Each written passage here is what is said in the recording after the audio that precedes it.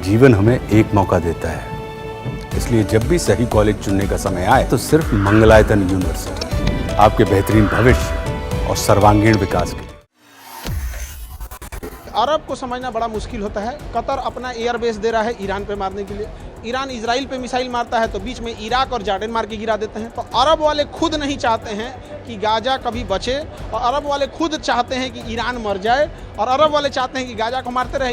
Iran से हमें petroleum मिलता है। जिस दिन ये चला गया उस दिन पेट्रोल खरीदने के लिए 150 रुपया लीटर खरीदने के लिए हम लोग को रेडी रहना पड़ेगा। प्रधानमंत्री ने भी इसमें पहल कर दी है, और हम सबको अटल बिहारी वाजपेयी का कथन याद होना चाहिए कि दुई राष्ट्र है तो दुई राष्ट्र हो।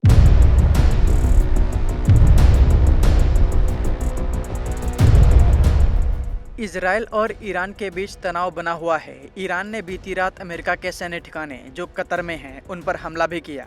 इसी बीच डोनाल्ड ट्रंप ने सीज फायर का ऐलान किया, लेकिन इजराइल ने दावा किया कि ईरान ने ताज़ा सीज फायर लागू होने के बावजूद हमले किए।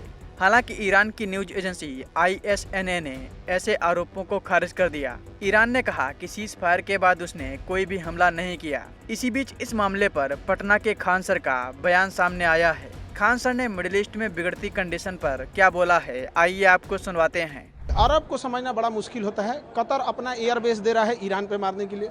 ईरान इजराइल पे मिसाइल मारता है तो बीच में इराक और जॉर्डन मार के गिरा देते हैं। तो अरब वाले खुद नहीं चाहते हैं कि गाजा कभी बचे, और अरब वाले खुद चाहते हैं कि ईरान मर जाए, और अरब वाले चाहते हैं कि गाजा को मारते रहे, ब्रेड बिस्कुट बांटते रहे सब यहाँ पे।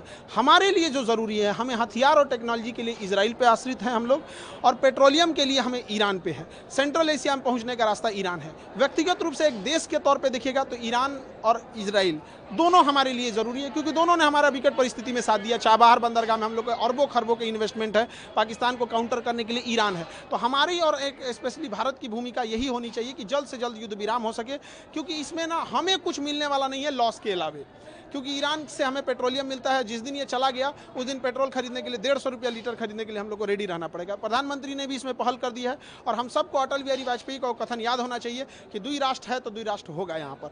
तो हम लोग को UN के चार्टर से चलना है, क्योंकि देश इमोशन और हमारे पसंद नापसंद से नहीं चलेगा। क्योंकि जब देश निर्णय लेते हैं तो दूरगामी सोच रखनी चाहिए। यहाँ पे हमें सब दोनों की ज़रूरत है। इस लड़ाई में हमें कुछ नहीं मिलेगा। अगर ईरान गया तो पेट्रोलियम 150 महंगा 150 रुपया हो जाएगा। बता दें कि संयुक्त राष्ट्र परमाणु निगरानी के प्रमुख राफेल ग्रासी ने इस बीच ईरान के विदेश मंत्री अब्बास आरागची को एक बैठक का प्रस्ताव देने के लिए पत्र लिखा, और ईरान और इजराइल के बीच युद्ध विराम की घोषणा के बाद सहयोग का आग्रह किया।